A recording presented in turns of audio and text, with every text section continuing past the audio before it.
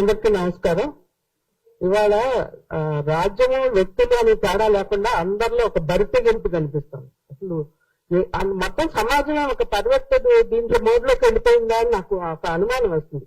అక్కడ ఎవరైనా ఒక పాట పెడితే యూట్యూబ్ లో గానీ దీంట్లో గానీ అది బాగుంది అని అనడానికి కూడా భయపడే పరిస్థితిలో ఇవాళ అది ఎందుకు బాగుంది అని దాని మీద పదార్థాలు తీసేస్తంత దుర్గతిలో ఇవాళ సమాజం నడుస్తా ఉంది.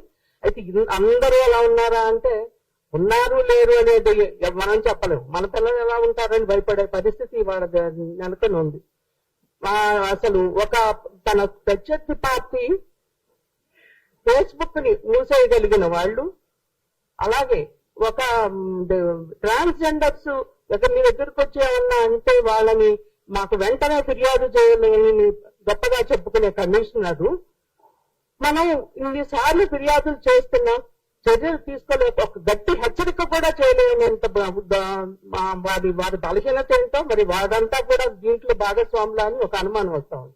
ఎందుకంటే ఎంత ఘోరం, ఎన్నిసార్లు చెప్తాం మనం, ఎన్నిసార్లు తిరిగాం వాళ్ళ చుట్టూ, కమిషనర్ ఆఫీస్ చుట్టూ ఎన్నిసార్లు తిరిగాం, మహిళా కమిషన్ దృష్టికి తీసుకెళ్ళాం. వాళ్ళు అన్నారు ఇంతవరకు ఒక చర్య తీసుకోవడం. ఇదంతా జరుగుతూ ఉంది. మొత్తం సమాజమే ఒక ధోరణిలోకి వెళ్ళిపోయిందేమో. అసలు నిష్క్రియాపరత్వం, పైగా ప్రతిదాన్ని ఒక నెగిటివ్ దీంతో చూడటం అనేది ఉంది.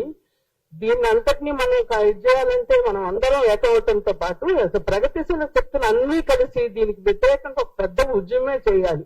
అసలు మొత్తంగా మన సాంస్కృతిక రంగం ఒక భ్రష్టు పట్టిపోయిన స్థితిలో ఉంది.